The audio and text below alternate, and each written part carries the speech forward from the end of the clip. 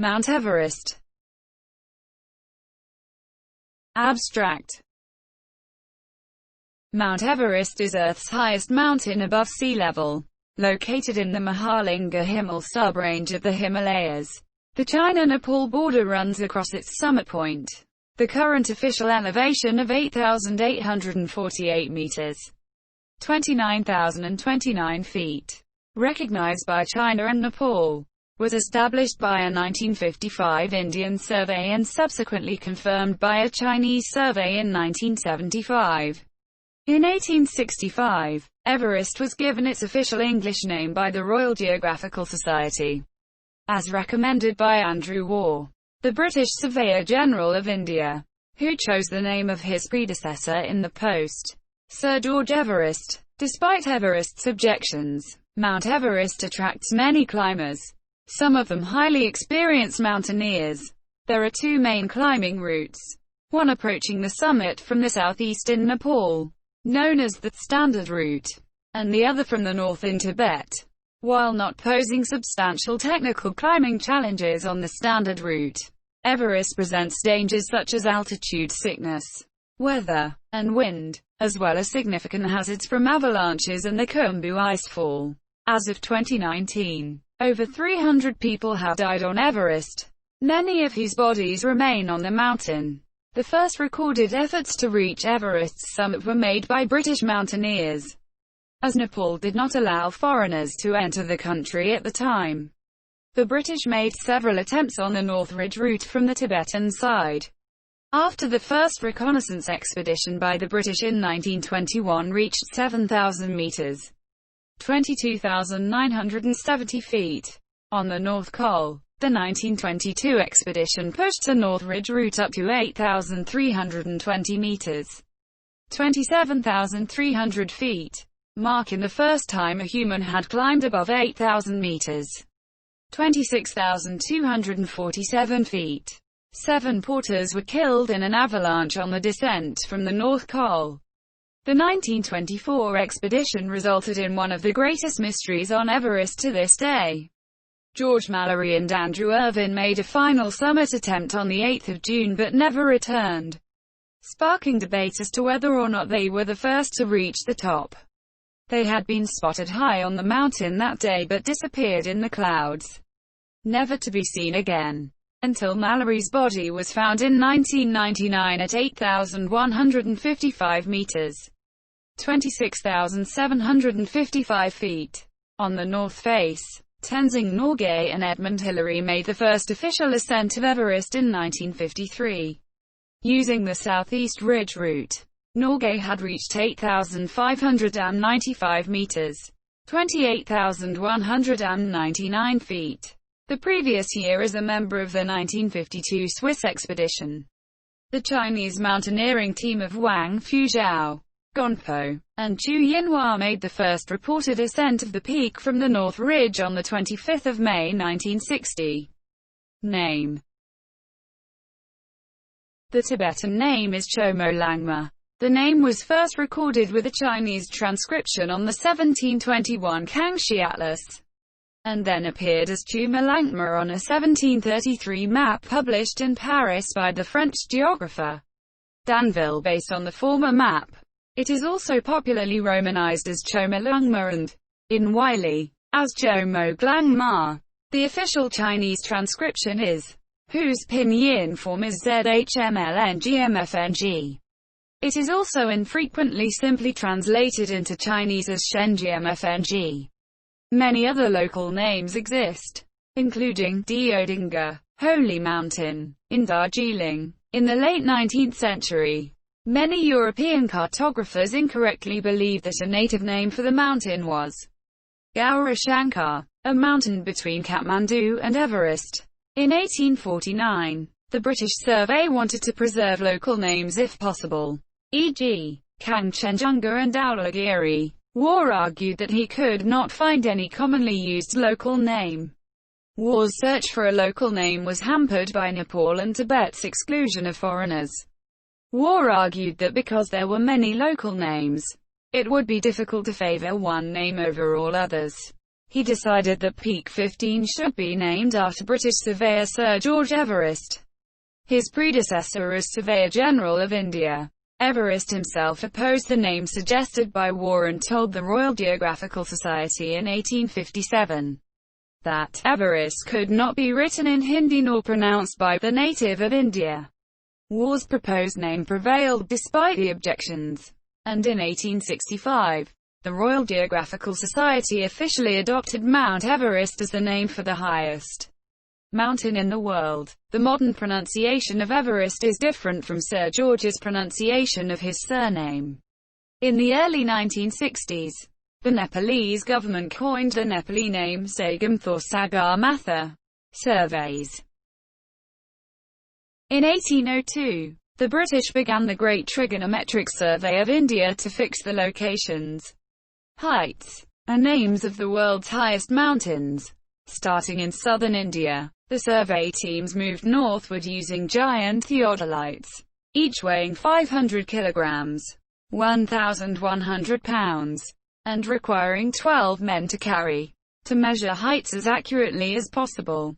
They reached the Himalayan foothills by the 1830s, but Nepal was unwilling to allow the British to enter the country due to suspicions of political aggression and possible annexation. Several requests by the surveyors to enter Nepal were turned down. The British were forced to continue their observations from Terai, a region south of Nepal which is parallel to the Himalayas.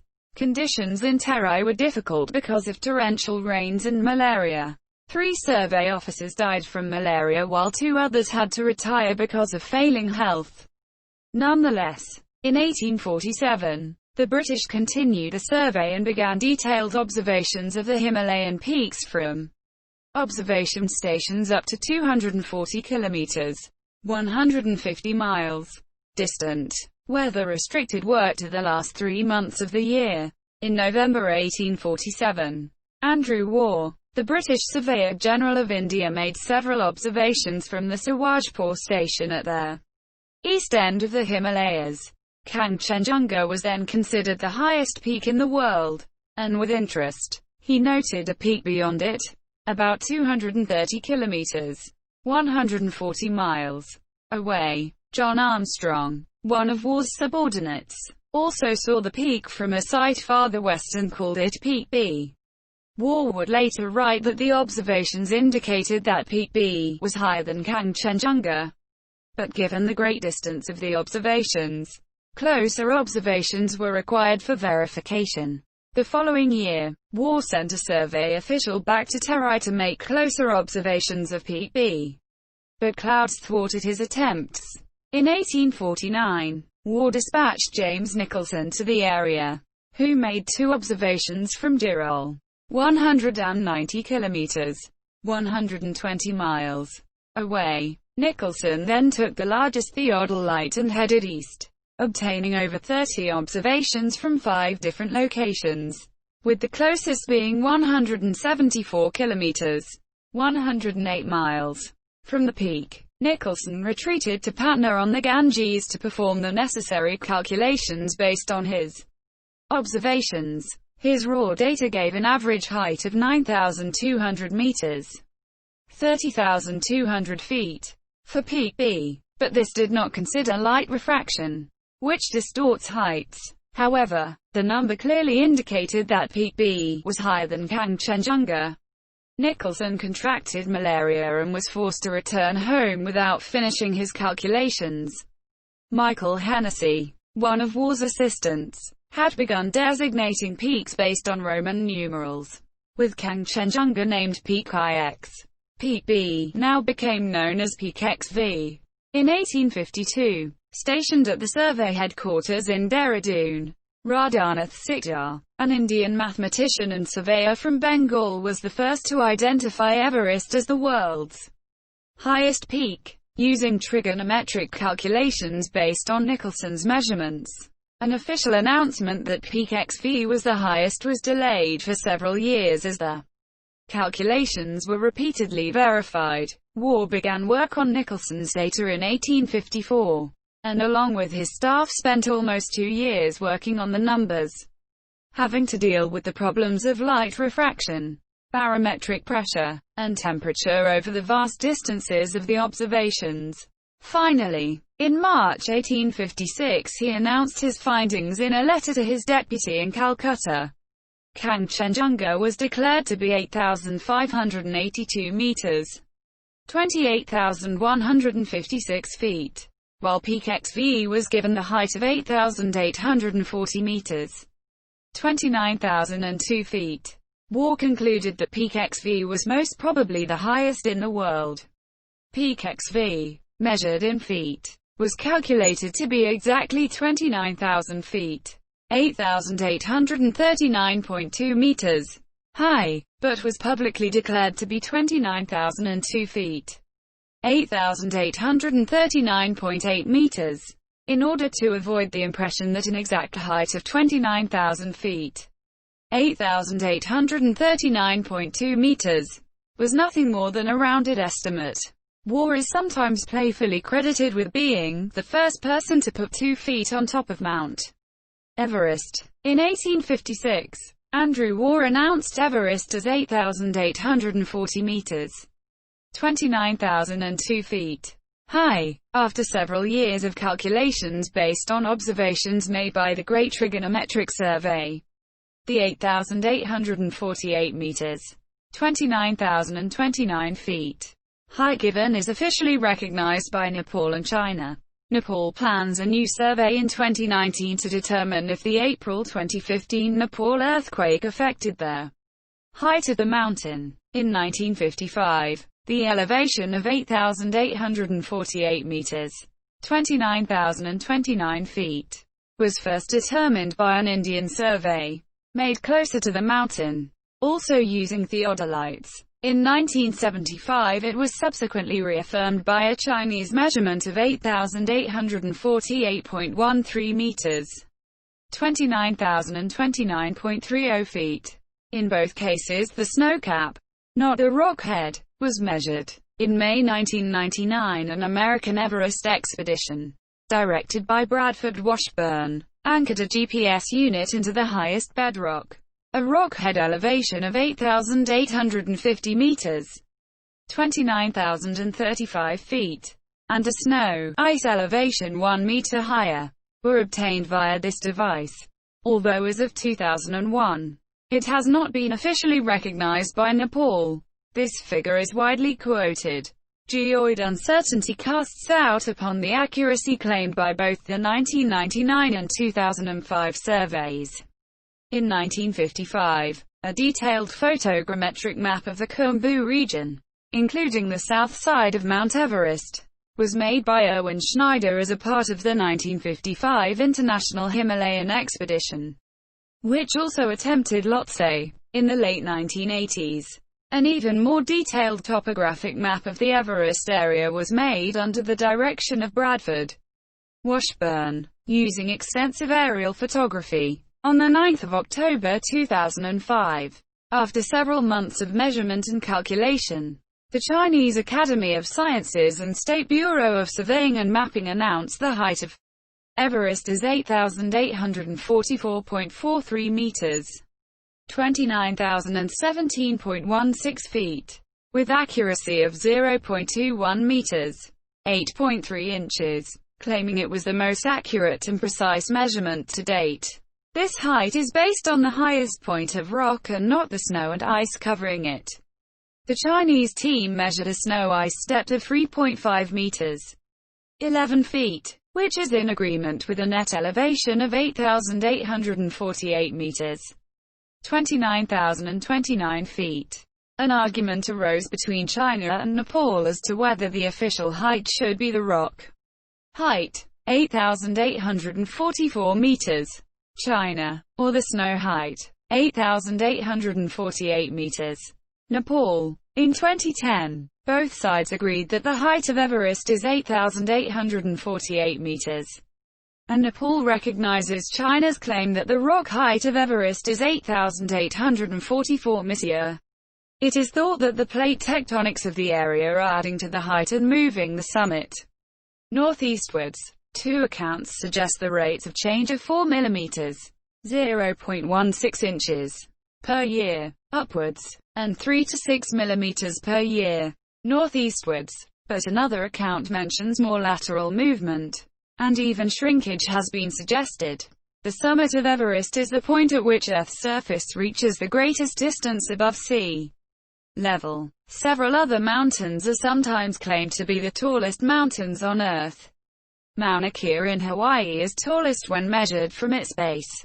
It rises over 10,200 meters, 33,464.6 feet, when measured from its base on the mid-ocean floor, but only attains 4,205 meters, 13,796 feet, above sea level, by the same measure of base to summit.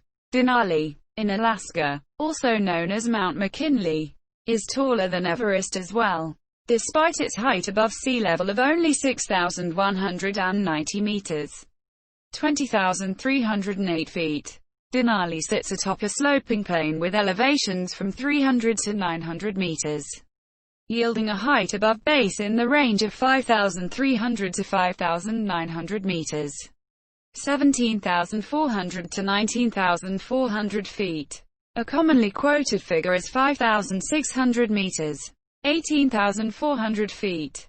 By comparison, reasonable base elevations for Everest range from 4,200 meters, 13,800 feet, on the south side to 5,200 meters, 17,100 feet, on the Tibetan Plateau, yielding a height above base in the range of 3,650 to 4,650 meters, 11,980 to 15,260 feet. The summit of Chimborazo in Ecuador is 2,168 meters, 7,113 feet. Farther from Earth's center, 6,384.4 kilometers, 3,967.1 miles, than that of Everest, 6,382.3 kilometers, 3,965.8 miles. Because the Earth bulges at the equator.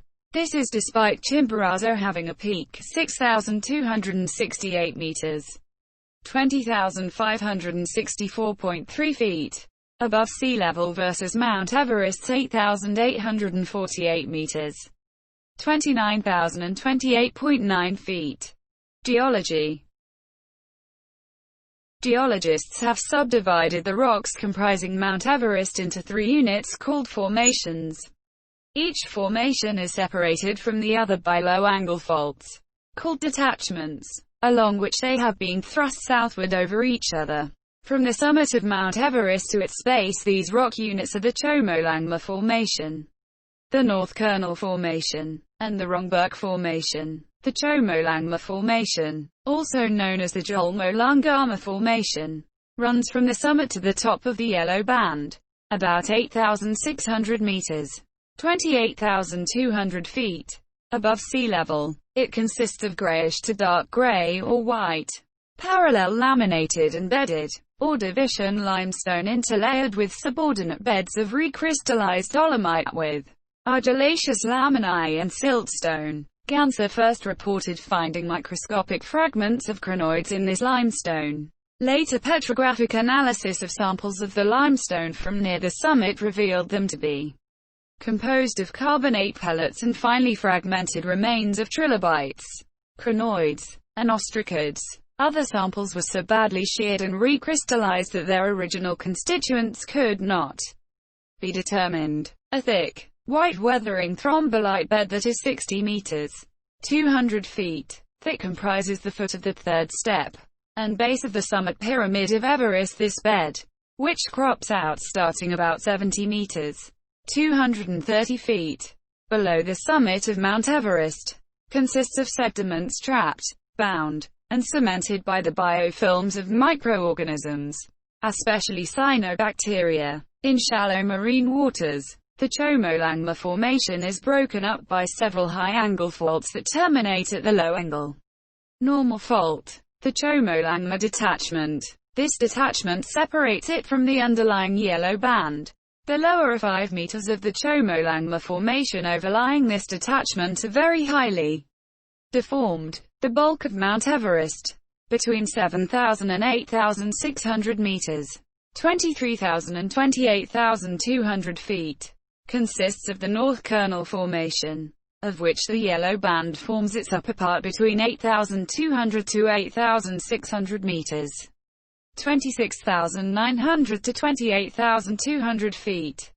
The yellow band consists of intercalated beds of Middle Cambrian diopside epidote-bearing marble, which weathers a distinctive yellowish-brown, and muscovite biotite phyllite and semiecious petrographic analysis of marble collected from about 8,300 meters, 27,200 feet, found it to consist as much as 5% of the ghosts of recrystallized crinoid ossicles. The upper 5 meters of the yellow band lying adjacent to the Chomolungma detachment is badly deformed. A 540 centimeters thick fault breccia separates it from the overlying Chomolungma Formation.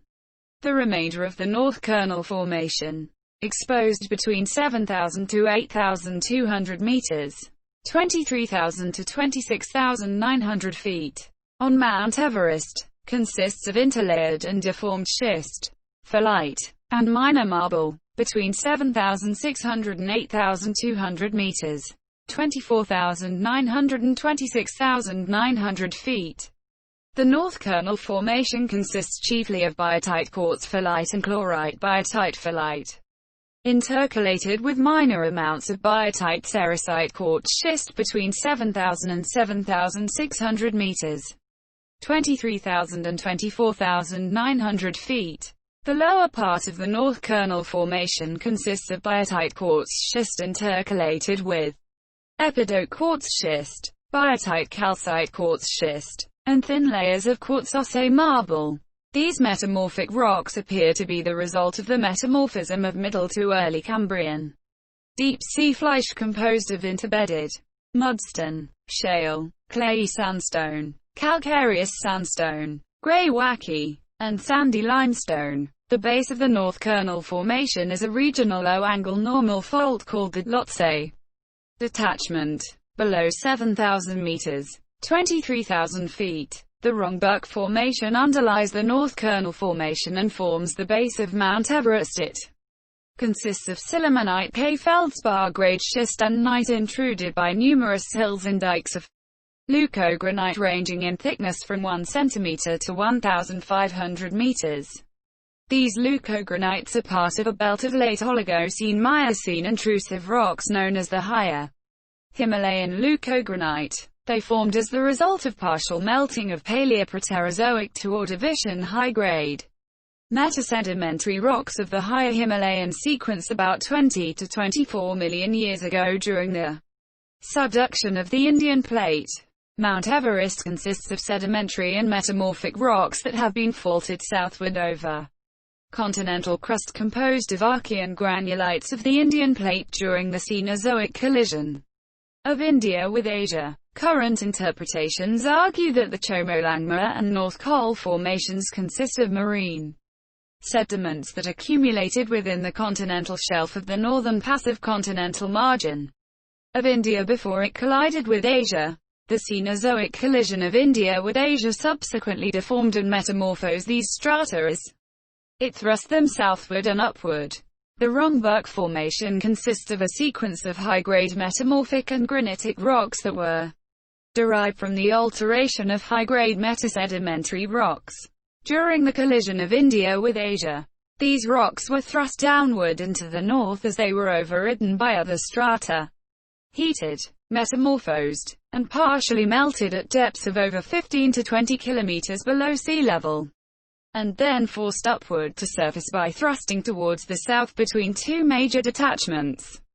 The Himalayas are rising by about 5 millimeters per year. Flora and fauna. There is very little native flora or fauna on Everest. Moss grows at 6,482 meters, 21,260 feet. On Mount Everest it may be the highest altitude plant species. An alpine cushion plant called Arenaria is known to grow below 5,500 meters, 18,000 feet, in the region. According to the study based on satellite data from 1993 to 2018, vegetation is expanding in the Everest region. Researchers have found plants in areas that were previously deemed bare. Uophrys omnisupus, a minute black jumping spider, has been found at elevations as high as 6,700 meters, 22,000 feet, possibly making it the highest confirmed non-microscopic permanent resident on Earth. It lurks in crevices and may feed on frozen insects that have been blown there by the wind. There is a high likelihood of microscopic life at even higher altitudes. Birds, such as the bar-headed goose, have been seen flying at the higher altitudes of the mountain, while others, such as the chough, have been spotted as high as the South Col at 7,920 meters, 25,980 feet.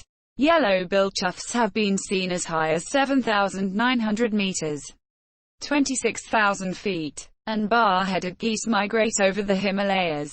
In 1953, George Lowe, part of the expedition of Tenzing and Hillary, said that he saw bar-headed geese flying over Everest summit.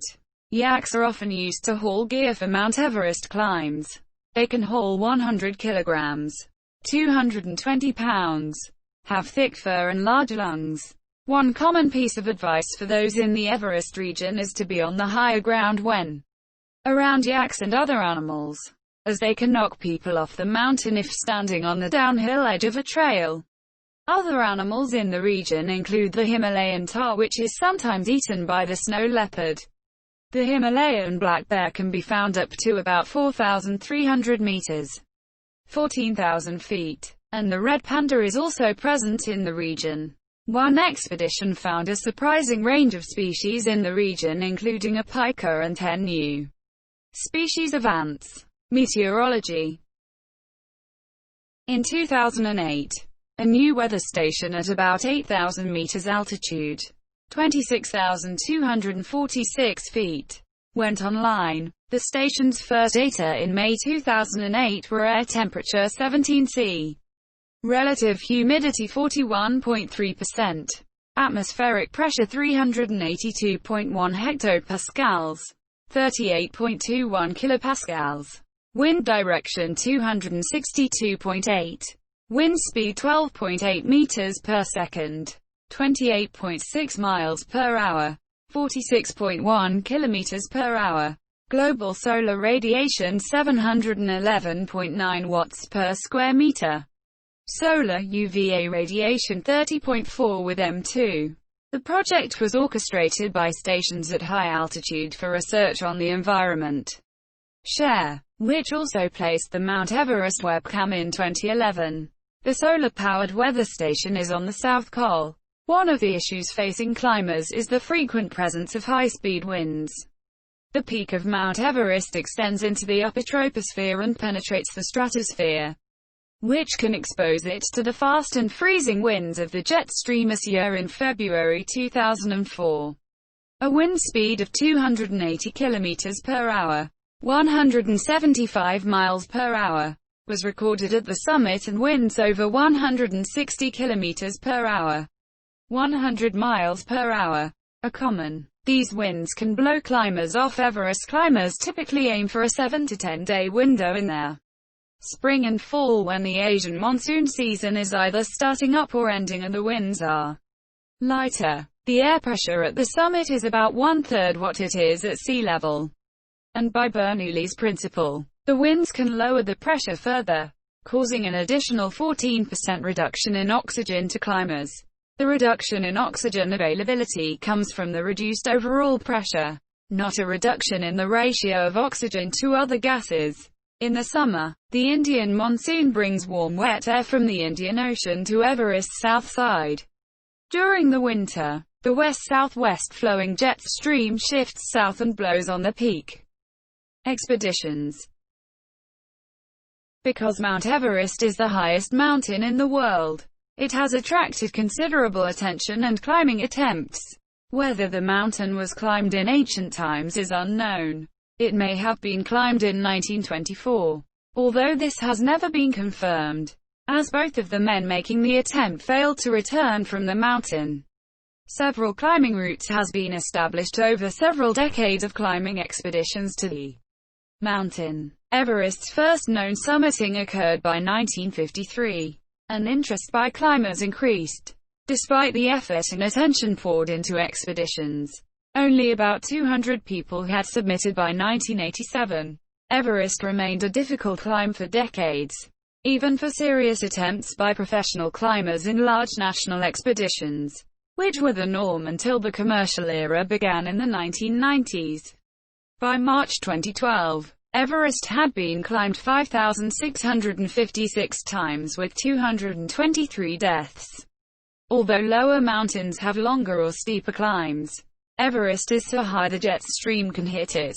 Climbers can be faced with winds beyond 320 km per hour, 200 miles per hour, when the weather shifts. At certain times of the year the jet stream shifts north, providing periods of relative calm at the mountain. Other dangers include blizzards and avalanches. By 2013, the Himalayan database recorded 6,871 summits by 4,042 different people. In 1885, Clinton Thomas Dent, president of the Alpine Club, suggested that climbing Mount Everest was possible in his book Above the Snow Line. The northern approach to the mountain was discovered by George Mallory and Guy Bullock on their initial 1921 British reconnaissance expedition. It was an exploratory expedition not equipped for a serious attempt to climb the mountain. With Mallory leading, they climbed the North Col to an altitude of 7,005 meters, 22,982 feet. From there, Mallory espied a route to the top, but the party was unprepared for the great task of climbing any further and descended. The British returned for a 1922 expedition. George Finch climbed using oxygen for the first time. He ascended at a remarkable speed 290 meters, 951 feet per hour, and reached an altitude of 8,320 meters, 27,300 feet. The first time a human reported to climb higher than 8,000. Monsieur Mallory and Col. Felix Norton made a second unsuccessful attempt. Mallory was faulted for leading a group down from the North Col which got caught in an avalanche. Mallory was pulled down too but survived. 7 native porters were killed. The next expedition was in 1924. The initial attempt by Mallory and Jeffrey Bruce was aborted when weather conditions prevented their establishment of Camp VI. The next attempt was that of Norton and Somerville, who climbed without oxygen and in perfect weather, traversing the north face into the Great Couloir. Norton managed to reach 8,550 meters, 28,050 feet, though he ascended only 30 meters, 98 feet. Also in the last hour, Mallory rustled up oxygen equipment for a last-ditch effort. He chose young Andrew Irvine as his partner. On the 8th of June 1924, George Mallory and Andrew Irvine made an attempt on the summit via the North Colonel North Ridge Northeast Ridge route from which they never returned. On the 1st of May 1999, the Mallory and Irvine research expedition found Mallory's body on the north face in a snow basin below and to the west of the traditional site of Camp VI. Controversy has raged in the mountaineering community whether one or both of them reached their summit 29 years before the confirmed ascent and safe descent of Everest by Sir Edmund Hillary and Tenzing Norgay in 1953. In 1933, Lady Houston, a British millionairess, funded the Houston-Everest flight of 1933, which saw a formation of 2 aircraft led by the Marquis of Clydesdale fly over the summit.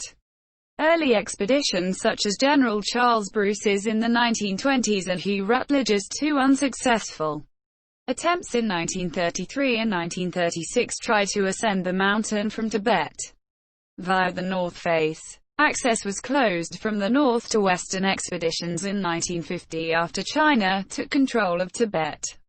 In 1950, Bill Tillman and a small party which included Charles Houston, Oscar Houston, and Betsy Cowles undertook an exploratory expedition to Everest through Nepal along the route which has now become the standard approach to Everest from the south. The 1952 Swiss Mount Everest expedition, led by Edouard Wistonant, was granted permission to attempt to climb from Nepal. It established a route through the Khumbu Icefall and ascended to the South Col at an elevation of 7,986 meters, 26,201 feet. Raymond Lambert and Sherpa Tenzing Norgay were able to reach an elevation of about 8,595 meters, 28,199 feet, on the southeast ridge, setting a new climbing altitude record. Tenzing's experience was useful when he was hired to be part of the British expedition in 1953. One reference says that no attempt at an ascent of Everest was ever under consideration in this case. Although John Hunt wrote that where the Swiss expedition just failed in the spring, they decided to make another post-monsoon summit ascent attempt in the autumn. Although as it was only decided in June, the second party arrived too late, when winter winds were buffeting the mountain. In 1953, a ninth British expedition, led by John Hunt, returned to Nepal. Hunt selected two climbing pairs to attempt to reach the summit. The first pair, Tom Bourdillon and Charles Evans, came within 100 meters, 330 feet, of the summit on the 26th of May 1953, but turned back after running into oxygen problems as planned. Their work in route finding and breaking trail and their oxygen caches were of great aid to the following pair. 2 days later, the expedition made its second assault on the summit with the second climbing pair, the New Zealander Edmund Hillary and Tenzing Norgay, a Nepalese Sherpa climber. They reached the summit at 11:30 local time on the 29th of May 1953 via the South Col route. At the time, both acknowledged it as a team effort by the whole expedition, but Tenzing revealed a few years later that Hillary had put his foot on the summit first. They paused at the summit to take photographs and buried a few sweets and a small cross in the snow before descending. News of the expedition's success reached London on the morning of Queen Elizabeth II's coronation, the 2nd of June. A few days later, the Queen gave orders that Hunt, a Briton, and Hillary, a New Zealander, were to be knighted in the Order of the British Empire for the ascent. Tenzing, a Nepalese Sherpa who was a citizen of India, was granted the George Medal by the UK. Hunt was ultimately made a life peer in Britain, while Hillary became a founding member of the Order of New Zealand. Hillary and Tenzing have also been recognized in Nepal. In 2009, statues were raised in their honor, and in 2014, Hillary Peak and Tenzing Peak were named for the Monsieur. On the 23rd of May 1956, Ernst Schmid and Jörg Marmot ascended. This was followed by DLF Riest and Hans Rudolf von Guntin on the 24th of May 1957. Wang Fuzhou, Gonpo and Chu Yinhua of China made the first reported ascent of the peak from the North Ridge on 25 May 1960. The first American to climb Everest, Jim Whittaker, joined by Nwang Lumbu, reached the summit on 1 May 1963. In 1970, Japanese mountaineers conducted a major expedition. The centerpiece was a large siege-style expedition led by Saburo Matsukata, working on finding a new route up the southwest face. Another element of the expedition was an attempt to ski Mount Everest despite a staff of over 100 people and a decade of planning work. The expedition suffered 8 deaths and failed to summit via the planned routes. However, Japanese expeditions did enjoy some successes. For example, Yuichiro Miura became the first man to ski down Everest from the South Col. He descended nearly 4,200 vertical feet from the South Col before falling with extreme injuries. Another success was an expedition that put 4 on the summit via the South Col route. Miura's exploits became the subject of film, and he went on to become the oldest person to summit Mount Everest in 2003 at age 70, and again in 2013 at the age of 80. In 1975, Junko Tabei, a Japanese woman, became the first woman to summit Mount Everest in 1978. Reinhold Messner and Peter Habeler made the first ascent of Everest without supplemental oxygen. The Polish climber Andrzej Zawada headed the first winter ascent of Mount Everest, the first winter ascent of an 8,000er. The team of 20 Polish climbers and 4 Sherpas established a base camp on Khumbu Glacier in early January 1980. On the 15th of January, the team managed to set up Camp 3 at 7,150 meters above sea level. But further action was stopped by hurricane-force winds. The weather improved after the 11th of February, when Leszek Sychy, Wayland Fiat and Krzysztof Wielicki set up Camp 4 on South Col, 7,906 meters. Sychy and Wielicki started the final ascent at 6:50 a.m. on the 17th of February. At 2:40 p.m. Andrzej Zawada at base camp heard the climbers' voices over the radio. "We are on the summit. The strong wind blows all the time. It is unimaginably cold." The successful winter ascent of Mount Everest started a new decade of winter Himalayism, which became a Polish specialization. After 1980, Poles did 10 first winter ascents on 8,000 meters peaks, which earned Polish climbers a reputation of ice warriors. In May 1989, Polish climbers under the leadership of Eugeniusz Krobak organized an international expedition to Mount Everest on a difficult western ridge. 10 Poles and 9 foreigners participated, but ultimately only the Poles remained in the attempt for the summit. On the 24th of May, Krobak and Andrzej Marciniak, starting from Camp 5 at 8,200 meters, overcame the ridge and reached the summit. But on the 27th of May, in the avalanche from the wall Kumbutsa on the Lola Pass, 4 Polish climbers were killed: Mirosław Dsal, Mirosław Gardzalewski, Zygmunt Andrzej Heinrich and Wacław Rotba. The following day, due to his injuries, Krobak also died. Marciniak, who was also injured, was saved by a rescue expedition in which Artur Heiser and New Zealanders Gary Ball and Rob Hall took part. In the organization of the rescue expedition they took part inter alia Reinhold Messner, Elizabeth Hawley, Carlos Carsolio and the U.S. consul. On 10 and the 11th of May 1996, 8 climbers died after several guided expeditions were caught in a blizzard high up on the mountain during a summit attempt on the 10th of May. During the 1996 season, 15 people died while climbing on Mount Everest. These were the highest death tolls for a single weather event, and for a single season, until the 16 deaths in the 2014 Mount Everest avalanche.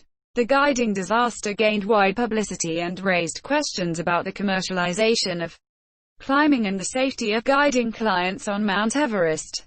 Journalist John Krakauer, on assignment from Outside magazine, was in one of the affected guided parties, and afterward published the bestseller Into Thin Air, which related his experience. Anatoly Bukhayev, a guide who felt impugned by Krakauer's book, co-authored a rebuttal book called The Climb. The dispute sparked a debate within the climbing community. In May 2004, Kent Moore, a physicist, and John L. Semple, a surgeon, both researchers from the University of Toronto, told New Scientist magazine that an analysis of weather conditions on the 11th of May suggested that weather caused oxygen levels to plunge approximately 14%. One of the survivors was Beck Weathers, an American client of New Zealand-based guide service Adventure Consultants. Weathers was left for dead about 275 meters, 900 feet, from Camp 4 at 7,950 meters, 26,085 feet. After spending a night on the mountain, Weathers managed to make it back to Camp 4 with massive frostbite and vision impaired due to snow blindness. When he arrived at Camp 4, fellow climbers considered his condition terminal and left him in a tent to die overnight. Weathers' condition had not improved and an immediate descent to a lower elevation was deemed essential. A helicopter rescue was out of the question. Camp 4 was higher than the rated ceiling of any available helicopter. Weathers was lowered to Camp 2. Eventually, a helicopter rescue was organized thanks to the Nepalese army. The storm's impact on climbers on the north ridge of Everest, where several climbers also died, was detailed in a first-hand account by British filmmaker and writer Matt Dickinson in his book The Other Side of Everest. 16-year-old Mark Fetzer was on the climb and wrote about it in his account, Within Reach: My Everest Story. The 2015 feature film Everest, directed by Baltazar Kornkur, is based on the events of this guiding disaster. In 2006, 12 people died. One death in particular, see below, triggered an international debate and years of discussion about climbing ethics. The season was also remembered for the rescue of Lincoln Hall, who had been left by his climbing team and declared dead, but was later discovered alive and survived being helped off the mountain. There was an international controversy about the death of a solo British climber, David Sharp, who attempted to climb Mount Everest in 2006 but died in his attempt. The story broke out of the mountaineering community into popular media, with a series of interviews, allegations, and critiques. The question was whether climbers that season had left a man to die and whether he could have been saved. He was said to have attempted to summit Mount Everest by himself with no Sherpa or guide and fewer oxygen bottles than considered normal. He went with a low-budget Nepali guide firm that only provides support up to base camp, after which climbers go as a loose group, offering a high degree of independence. The manager at Sharp's guide support said Sharp did not take enough oxygen for his summit attempt, and did not have a Sherpa guide. It is less clear who knew Sharp was in trouble, and if they did know, whether they were qualified or capable of helping. Hi Monsieur. Double amputee climber Mark Inglis said in an interview with the press on the 23rd of May 2006, that his climbing party, and many others, had passed Sharp on the 15th of May. Sheltering under a rock overhang 450 meters, 1,480 feet, below the summit, without attempting a rescue. Inglis said 40 people had passed by Sharp, but he might have been overlooked as climbers assumed Sharp was the corpse nicknamed Green Boots. But Inglis was not aware that Turkish climbers had tried to help Sharp despite being in the process of helping an injured woman down. There has also been some discussion about Hymex in the commentary on Inglis and Sharp. In regards to Inglis's initial comments, he later revised certain details because he had been interviewed while he was physically and mentally exhausted, and in a lot of pain. He had suffered severe frostbite. He later had 5 fingertips amputated. When they went through Sharp's possessions, they found a receipt for $7,490 believed to be the whole financial cost comparatively. Most expeditions are between $35,000 to $100,000 plus an additional $20,000 in other expenses that range from gear to bonuses. It was estimated on the 14th of May that Sharp summited Mount Everest and began his descent down. But the 15th of May he was in trouble, but being passed by climbers on their way up and down. On the 15th of May 2006, it is believed he was suffering from hypoxia and was about 1,000 feet from their summit on the north side route. Dawa from Marin Treks also gave oxygen to David and tried to help him move repeatedly for perhaps an hour, but he could not get David to stand alone or even stand to rest on his shoulders. And crying, Dawa had to leave him too. Even with 2 Sherpas, it was not going to be possible to get David down the tricky sections below. Some climbers who left him said that the rescue efforts would have been useless and only have caused more deaths. Beck Weathers of the 1996 Mount Everest disaster said that those who are dying are often left behind and that he himself had been left for dead twice but was able to keep walking. The Tribune of India quoted someone who described what happened to Sharp as the most shameful act in the history of mountaineering. In addition to Sharp's death, at least 9 other climbers perished that year, including multiple Sherpas working for various guiding companies. You are never on your own.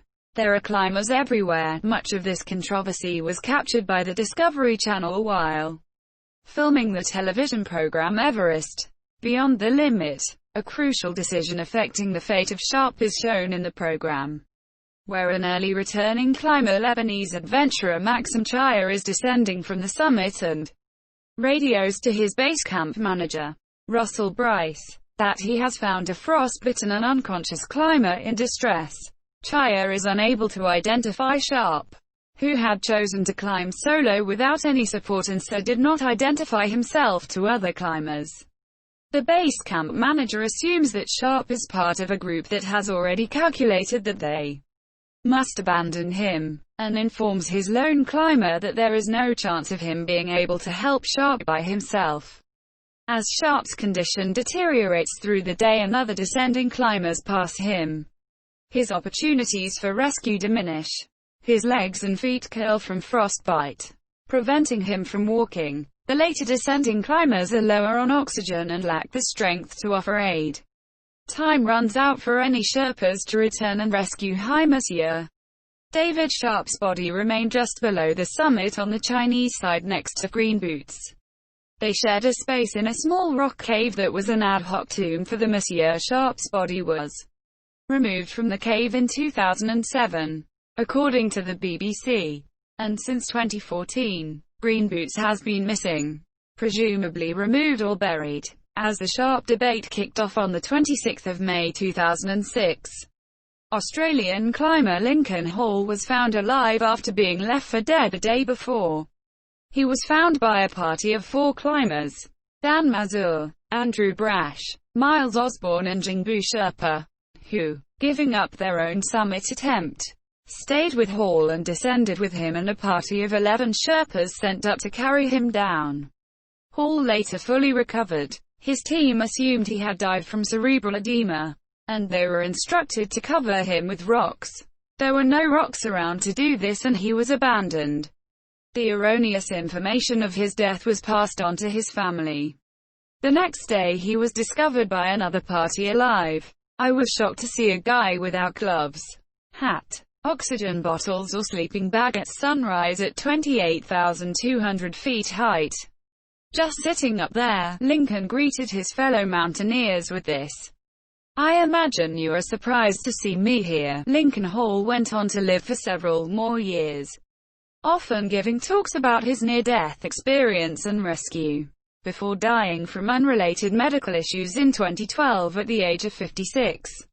Born in 1955, heroic rescue actions have been recorded since Hall, including on the 21st of May 2007, when Canadian climber Megan McGrath initiated the successful high-altitude rescue of Nepali Usha Vista. Recognizing her heroic rescue, Major Megan McGrath was selected as a 2011 recipient of the Sir Edmund Hillary Foundation of Canada Humanitarian Award, which recognizes a Canadian who has personally or administratively contributed a significant service or act in the Himalayan region of Nepal.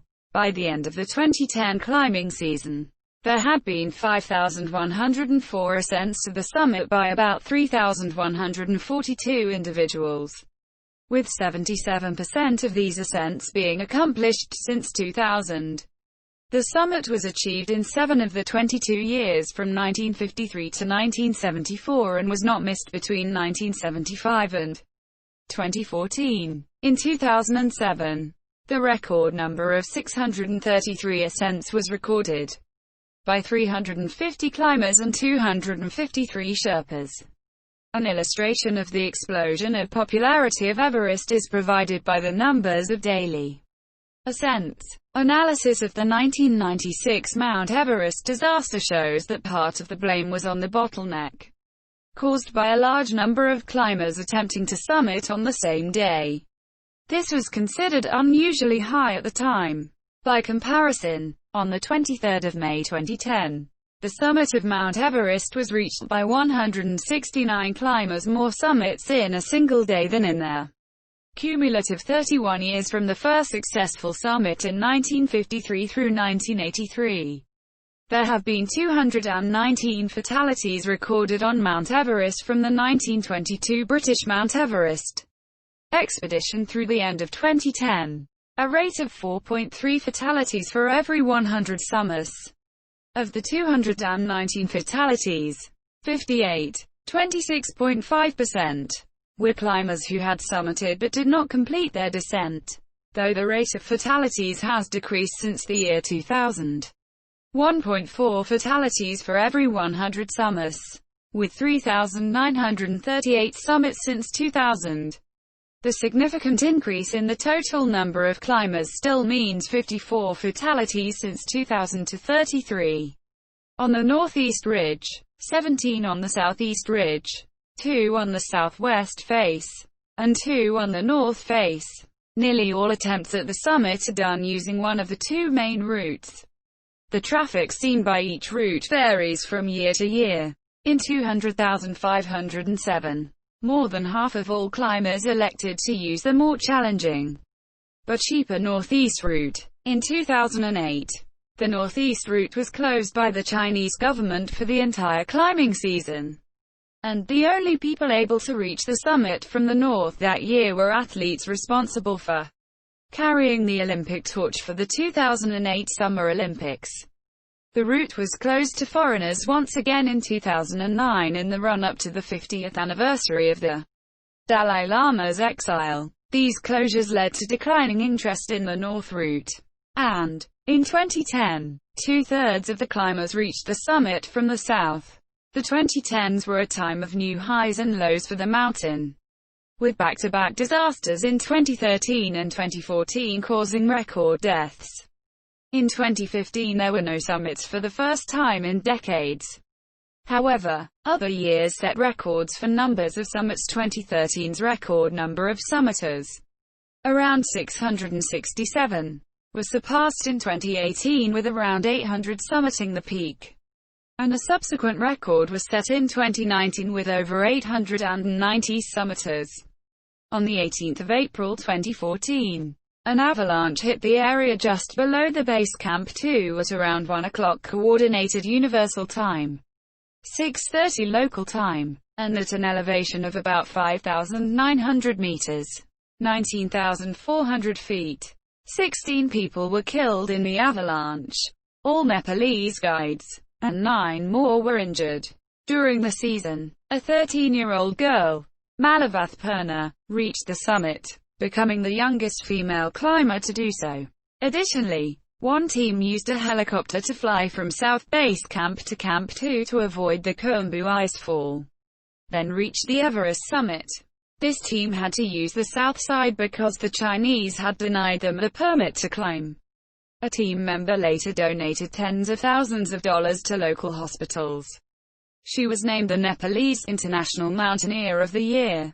Over 100 people summited Everest from China, Tibet region, and 6 from Nepal in the 2014 season.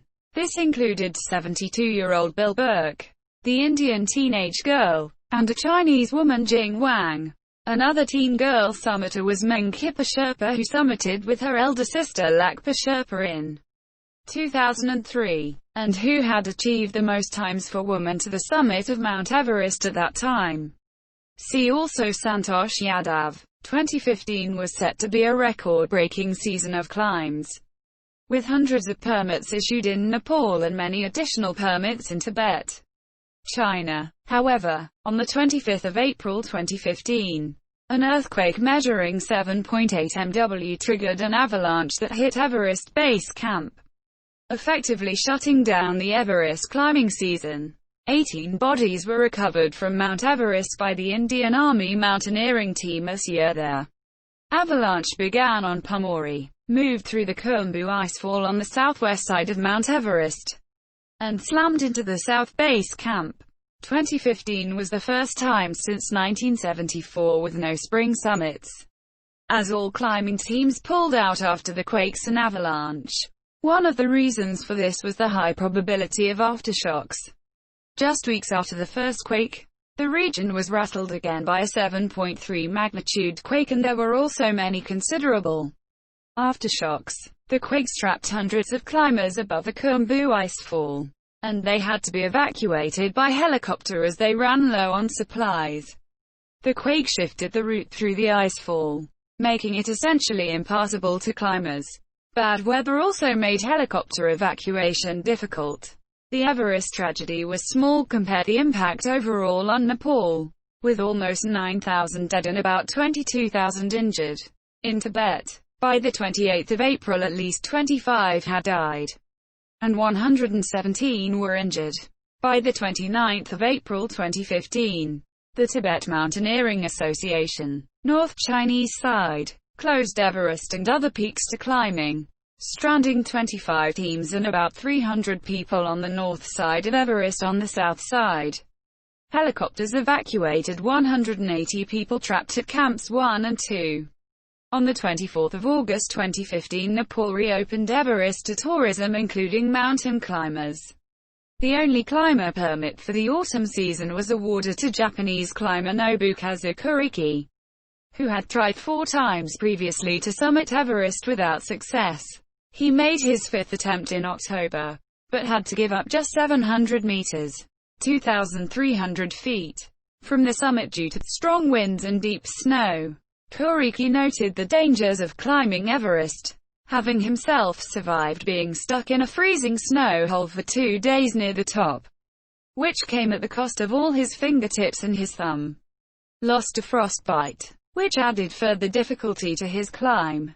Some sections of the trail from Lukla to Everest Base Camp, Nepal, were damaged in the earthquakes earlier in the year and needed repairs to handle trekkers.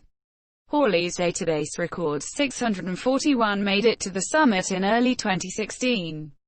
2017 was the biggest season yet, permit-wise, yielding hundreds of summiters and a handful of deaths.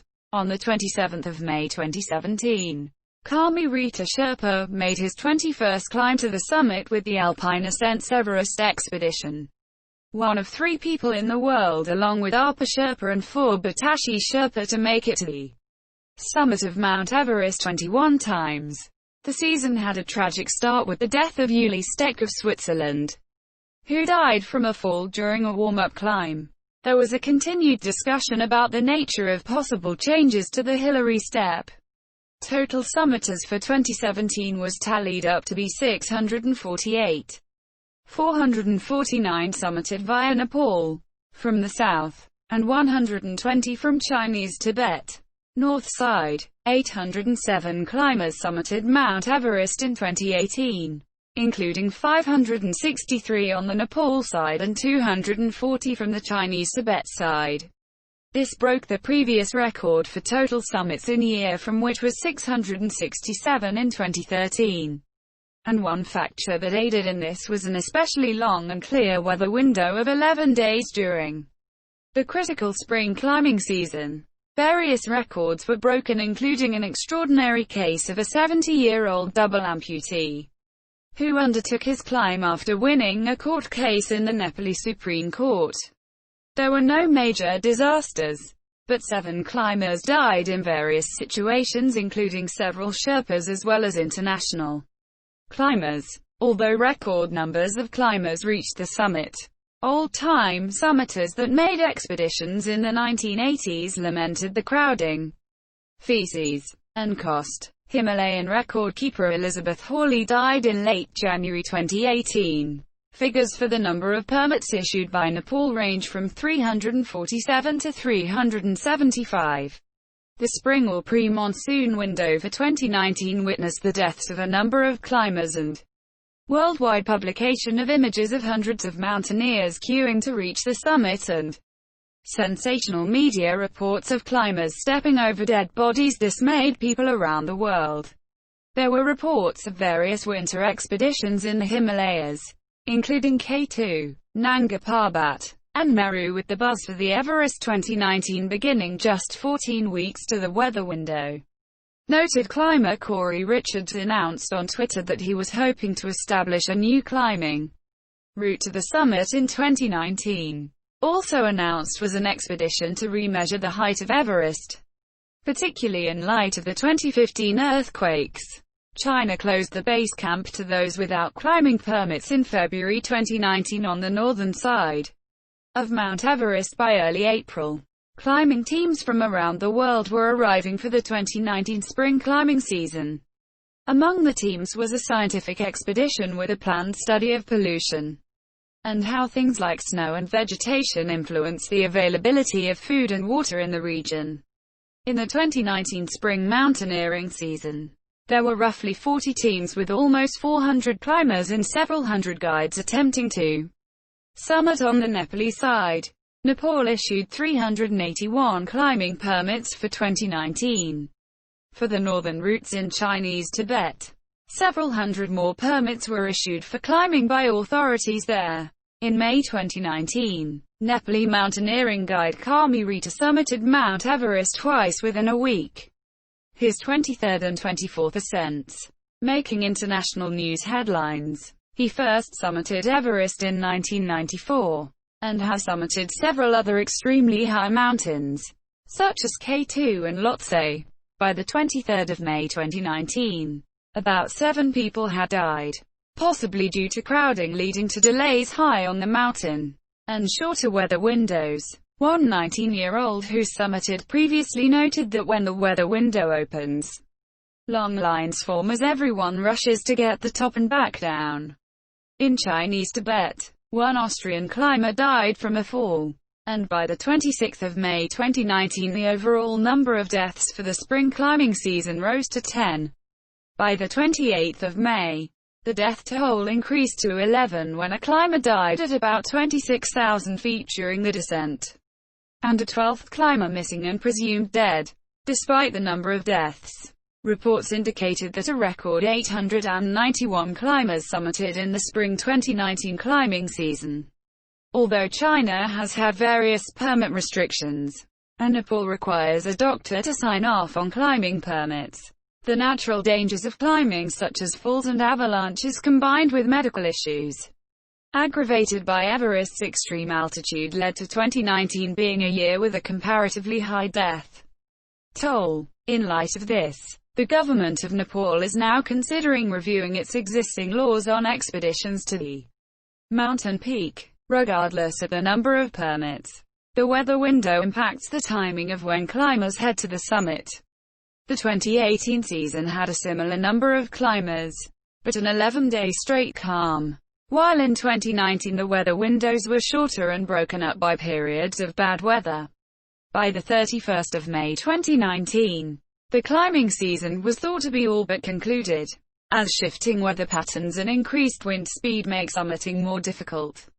The next window is generally when the monsoon season ends in September.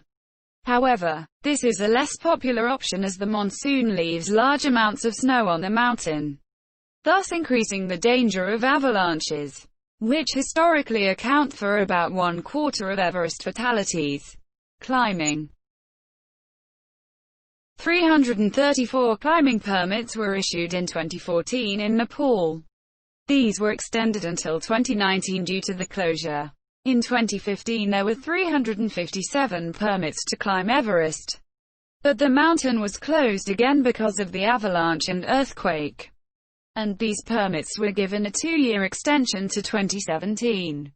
In 2017, a permit evader who tried to climb Everest without the $11,000 permit faced, among other penalties, a $22,000 fine, bans, and a possible 4 years in jail. After he was caught, in the end he was given a 10-year mountaineering ban in Nepal and allowed to return home.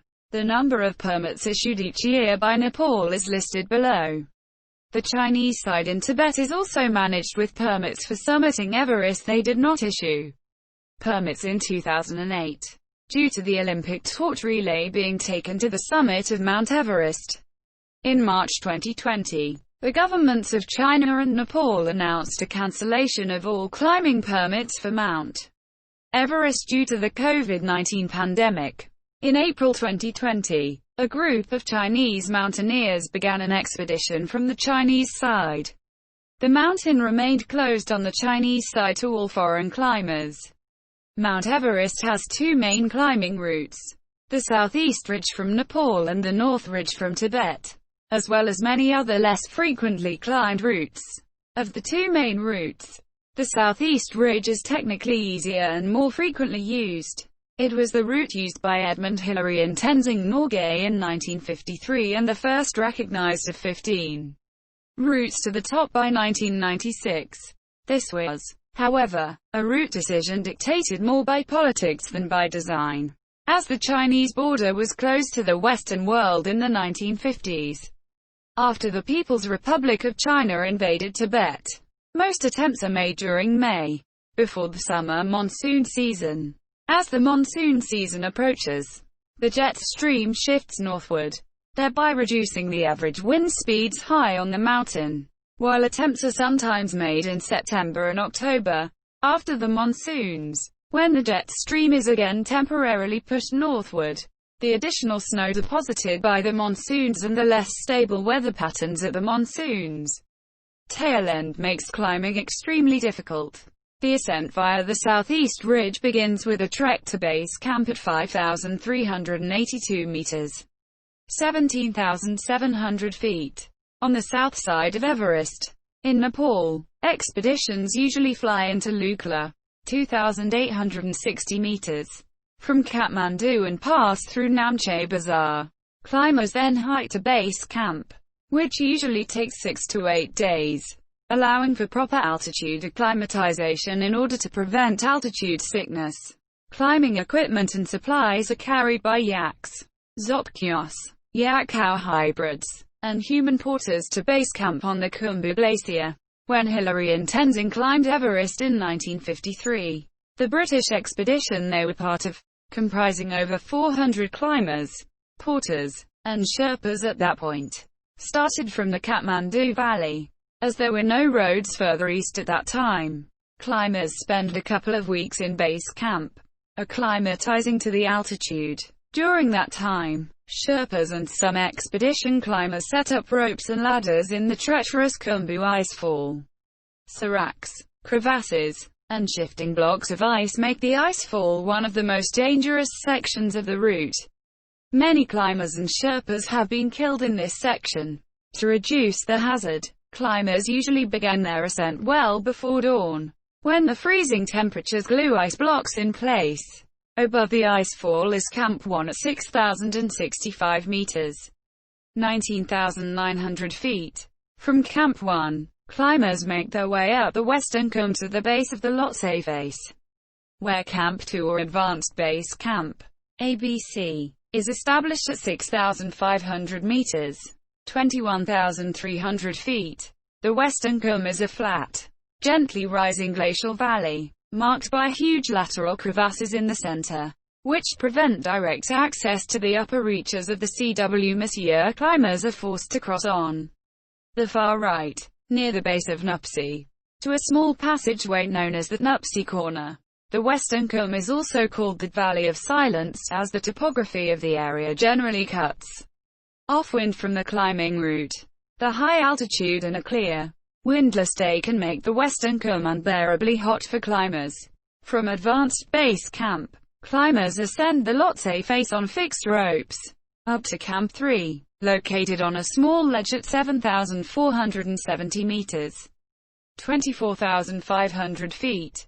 From there, it is another 500 meters to Camp 4 on the South Col at 7,920 meters, 26,000 feet. From Camp 3 to Camp 4, climbers are faced with two additional challenges: the Geneva Spur and the Yellow Band. The Geneva Spur is an anvil-shaped rib of black rock named by the 1952 Swiss expedition. Fixed ropes assist climbers in scrambling over this snow-covered rock band. The Yellow Band is a section of interlayered marble, phyllite, and semi-schist, which also requires about 100 meters of rope for traversing it. On the South Col, climbers enter the death zone. Climbers making summit bids typically can endure no more than 2 or 3 days at this altitude. That's one reason why clear weather and low winds are critical factors in deciding whether to make a summit attempt. If the weather does not cooperate within these short few days, climbers are forced to descend, many all the way back down to base camp. From Camp 4, climbers begin their summit push around midnight, with hopes of reaching the summit, still another 1,000 meters above, within 10 to 12 hours. Climbers first reach the balcony, at 8,400 meters, 27,600 feet.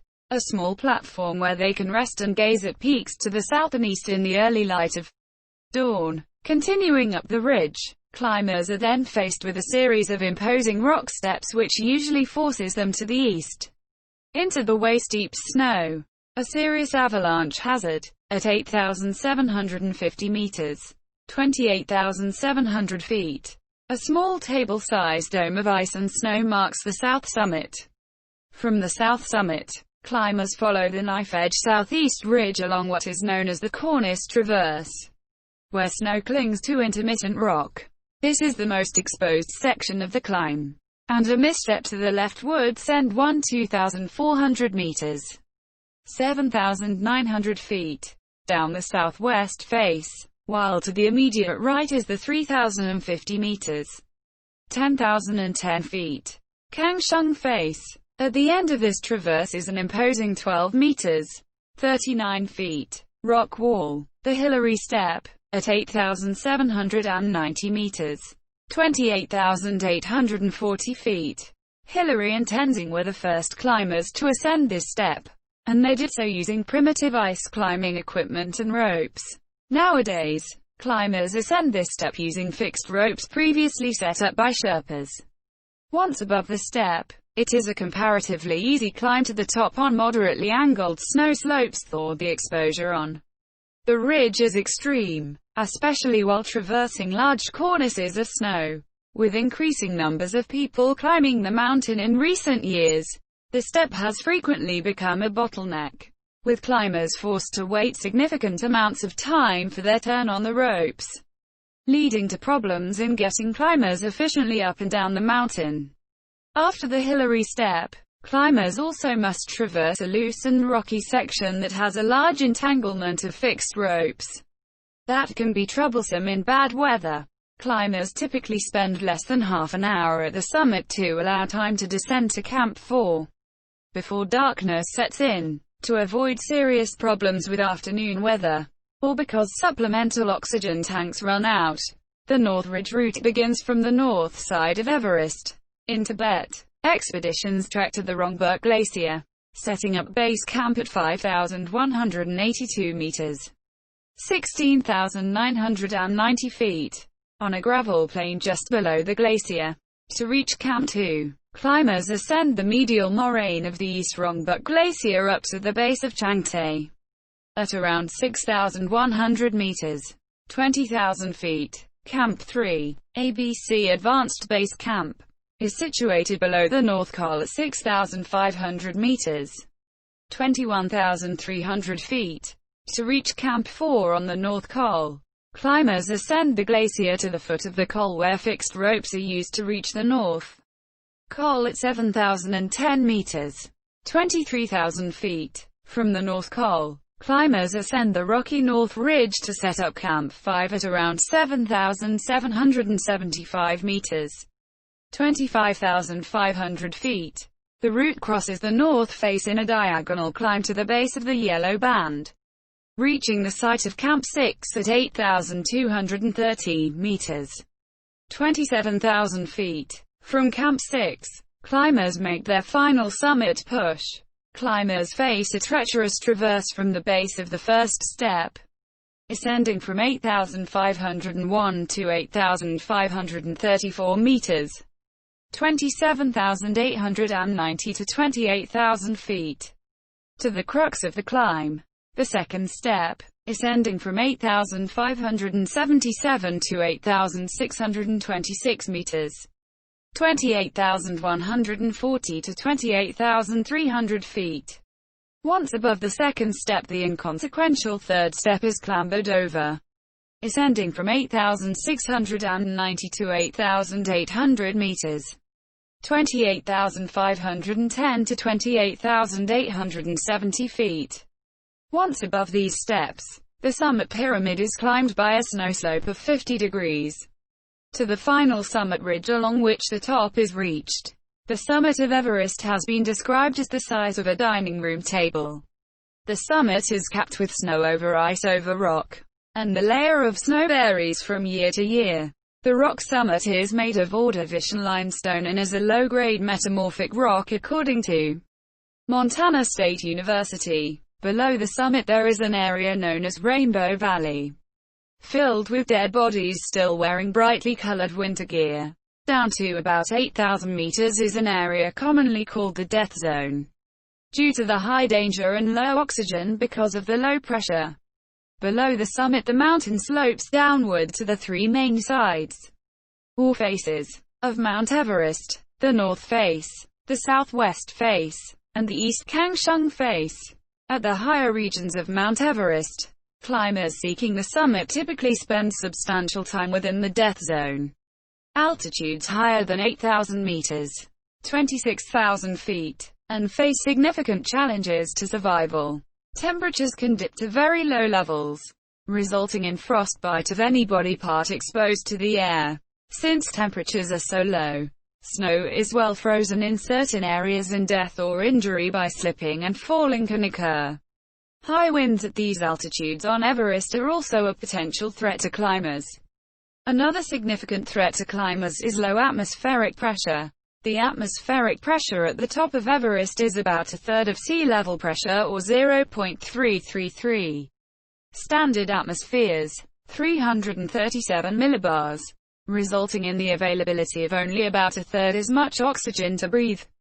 Debilitating effects of the death zone are so great that it takes most climbers up to 12 hours to walk the distance of 1.72 kilometers, 1.07 miles, from South Col to the summit. Achieving even this level of performance requires prolonged altitude acclimatization, which takes 4,060 days for a typical expedition.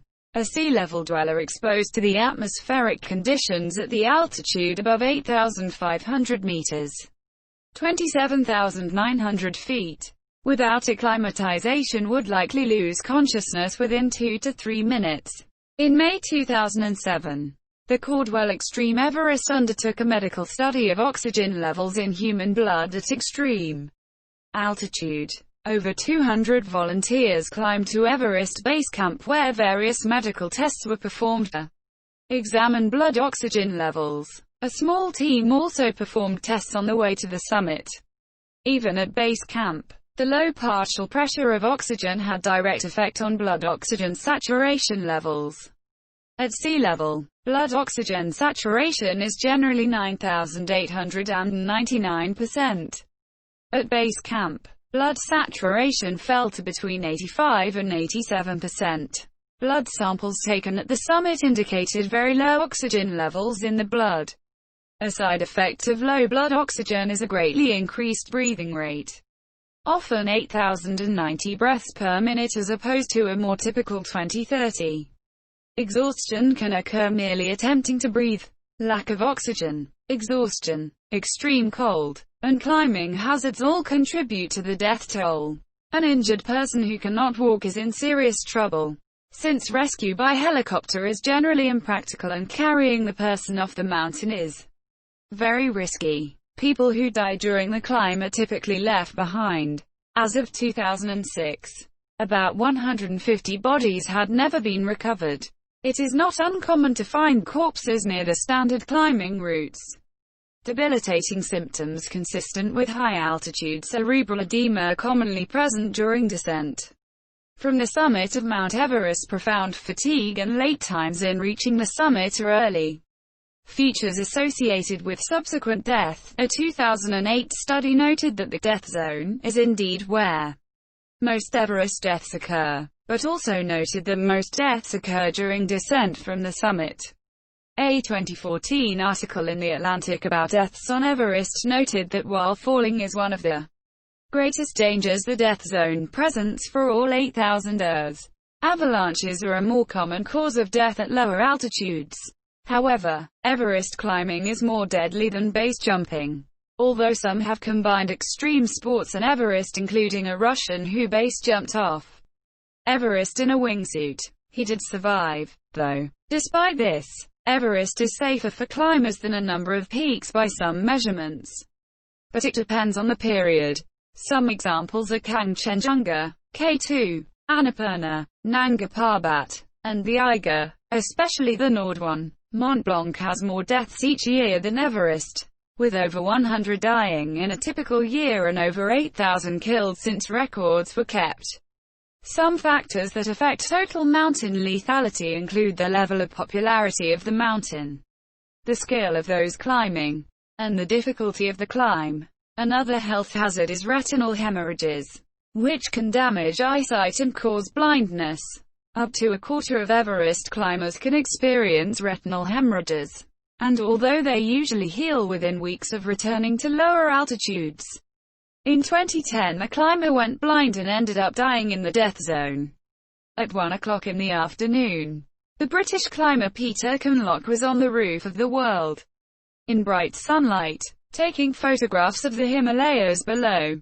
Elated, cheery and bubbly, but Mount Everest is now his grave, because only minutes later, he suddenly went blind and had to be abandoned to die from the cold. The team made a huge effort for the next 12 hours to try to get to him down the mountain, but to no avail, as they were unsuccessful in getting him through the difficult sections.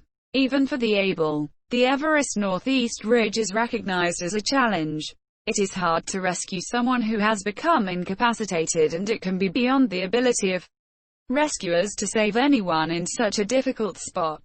One way around this situation was pioneered by two Nepali men in 2011, who had intended to paraglide off the summit. They had no choice and were forced to go through with their plan anyway, because they had run out of bottled oxygen and supplies. They successfully launched off the summit and paraglided down to Namche Bazaar in just 42 minutes, without having to climb down the mountain. Most expeditions use oxygen masks and tanks above 8,000 meters, 26,000 feet. Everest can be climbed without supplementary oxygen, but only by the most accomplished mountaineers and at increased risk. Humans' ability to think clearly is hindered with low oxygen, and the combination of extreme weather, low temperatures, and steep slopes often requires quick, accurate decisions. While about 95% of climbers who reach the summit use bottled oxygen in order to reach the top, about 5% of climbers have summited Everest without supplemental oxygen. The death rate is double for those who attempt to reach the summit without supplemental oxygen. Traveling above 8,000 feet altitude is a factor in cerebral hypoxia. This decrease of oxygen to the brain can cause dementia and brain damage, as well as other symptoms. One study found that Mount Everest may be the highest an acclimatized human could go, but also found that climbers may suffer permanent neurological damage despite returning to lower altitudes. Brain cells are extremely sensitive to a lack of oxygen. Some brain cells start dying less than 5 minutes after their oxygen supply disappears. As a result, brain hypoxia can rapidly cause severe brain damage or death. The use of bottled oxygen to ascend Mount Everest has been controversial. It was first used on the 1922 British Mount Everest expedition by George Finch and Geoffrey Bruce, who climbed up to 7,800 meters, 25,600 feet, at a spectacular speed of 1,000 vertical feet per hour, VFH. Pinned down by a fierce storm, they escaped death by breathing oxygen from a jury-rigged setup during the night. The next day they climbed to 8,100 meters, 26,600 feet, at 900 VFH, nearly 3 times as fast as non-oxygen users. Yet the use of oxygen was considered so unsportsmanlike that none of the rest of the alpine world recognized this high ascent rate.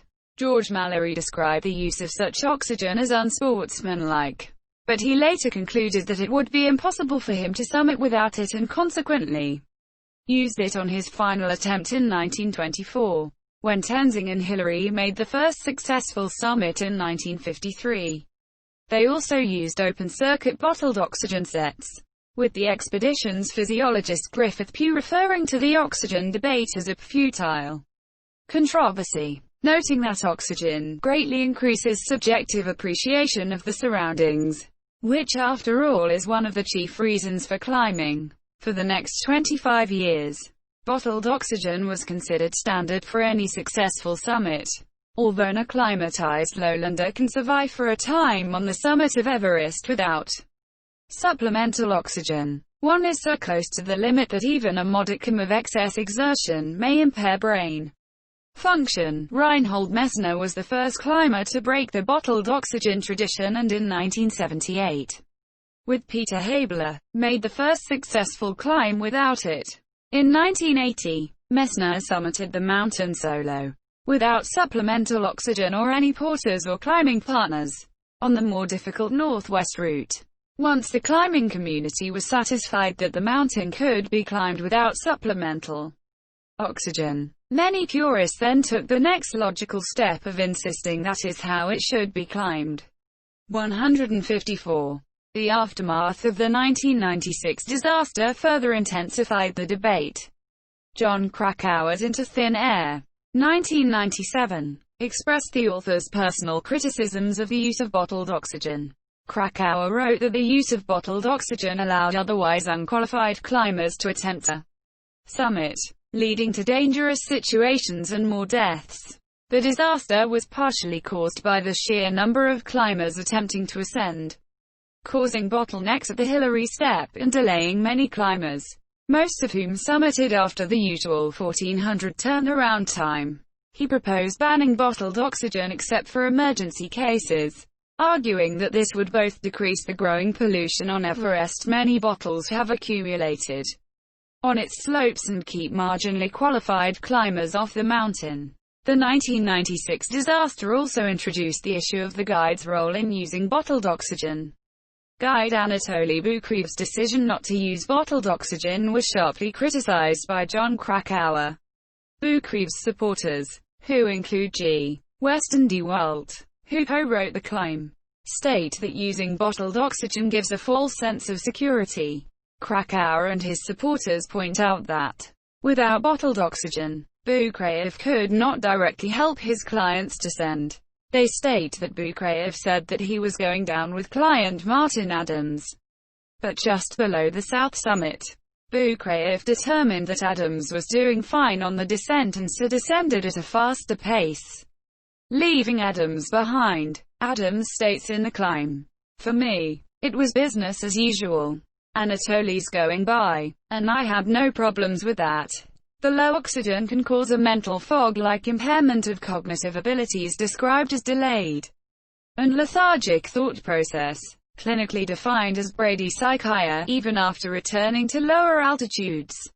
In severe cases, climbers can experience hallucinations. Some studies have found that high-altitude climbers, including Everest climbers, experience altered brain structure. The effects of high altitude on the brain, particularly if it can cause permanent brain damage, continue to be studied, although generally less popular than spring.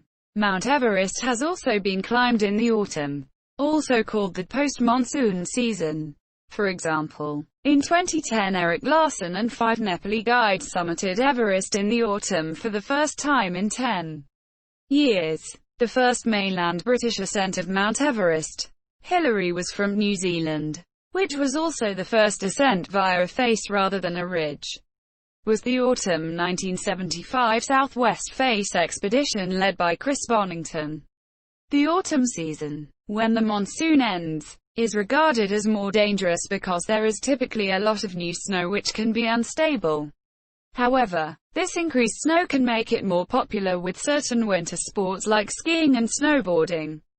2 Japanese climbers also summited in October 1973.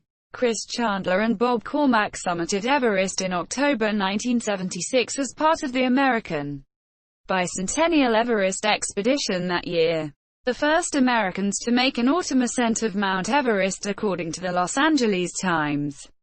By the 21st century, summer and autumn can be more popular with skiing and snowboard attempts on Mount Everest during the 1980s.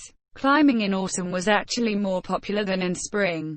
U.S. astronaut Carl Gordon Hennies died in October 1993 on an autumn expedition, conducting an experiment on radiation. The amount of background radiation increases with higher altitudes. The mountain has also been climbed in the winter. but that is not popular because of the combination of cold high winds and shorter days.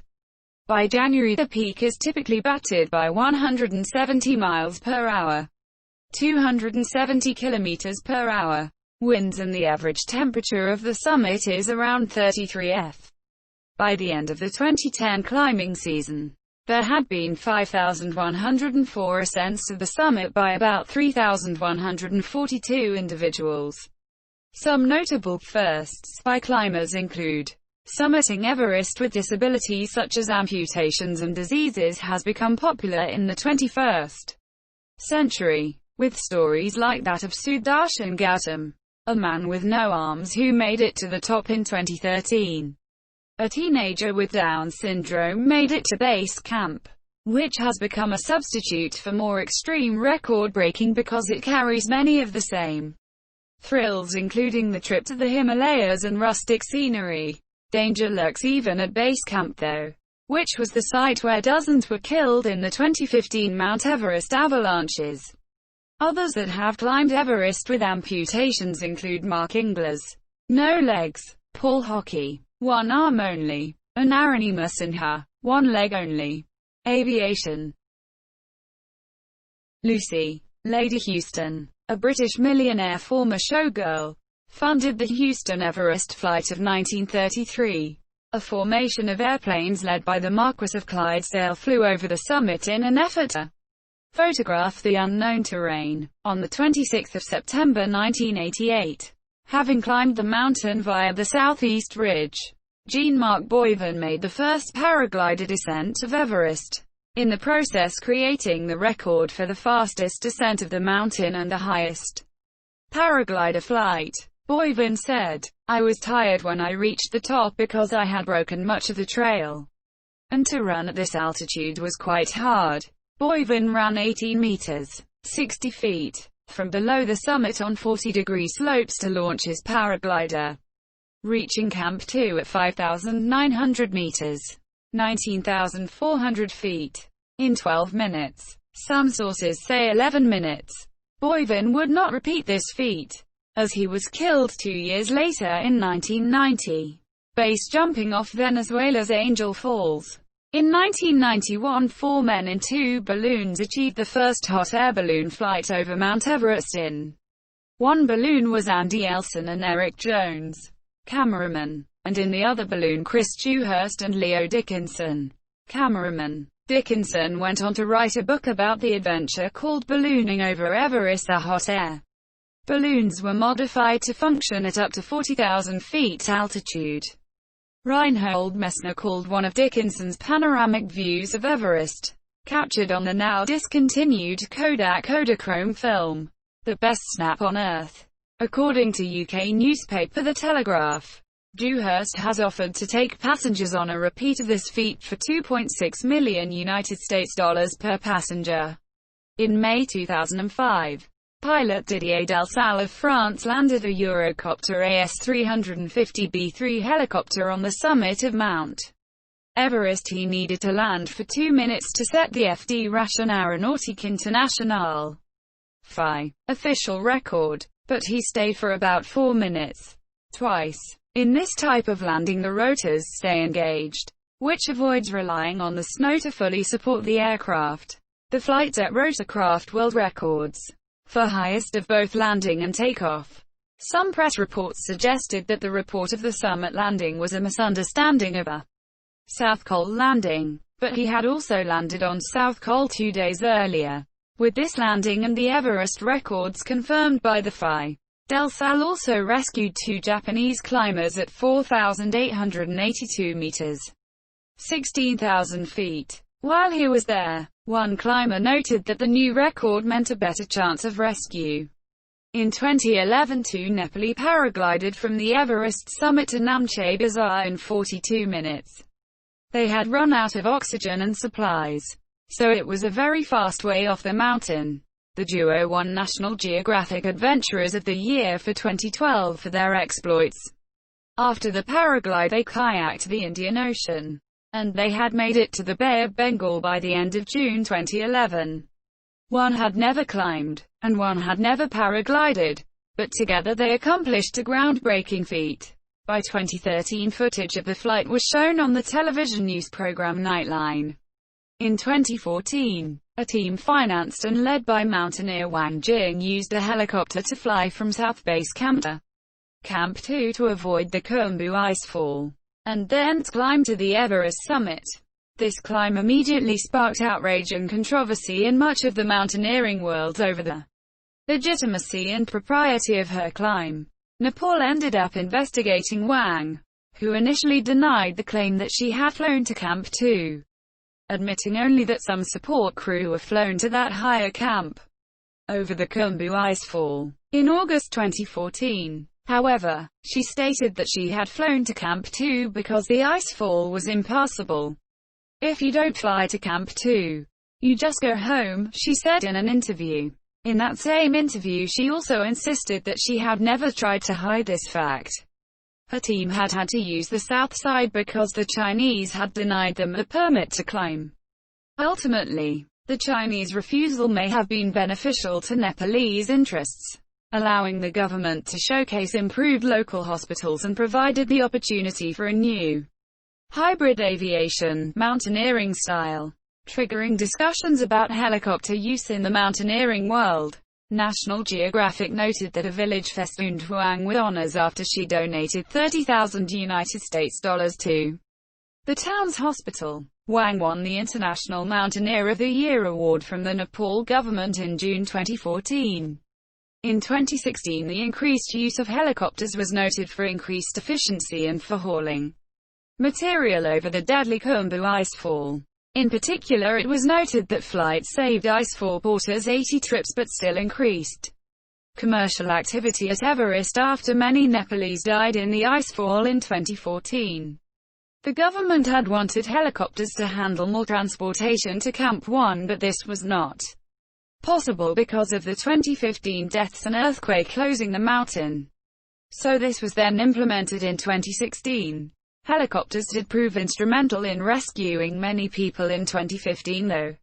That summer Bell tested the 412 EPI, which conducted a series of tests including hovering at 18,000 feet and flying as high as 20,000 feet altitude near Mount Everest.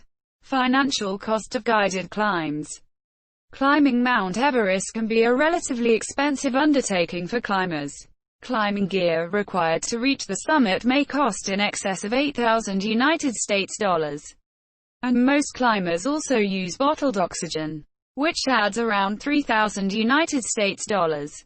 The permit to enter the Everest area from the south via Nepal costs $10,000 to $25,000 per person. Depending on the size of the team, the ascent typically starts at one of the two base camps near the mountain, both of which are approximately 100 kilometers, 60 miles, from Kathmandu and 300 kilometers, 190 miles, from Lhasa, the two nearest cities with major airports.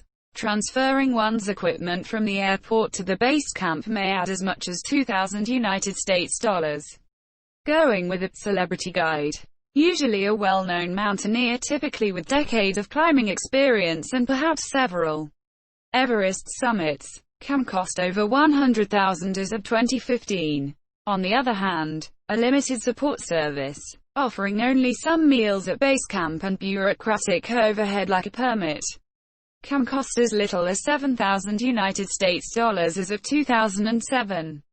There are issues with the management of guiding firms in Nepal, and one Canadian woman was left begging for help when her guide firm, which she had paid perhaps $40,000 to, couldn't stop her from dying in 2012. She ran out of bottled oxygen after climbing for 27 hours straight.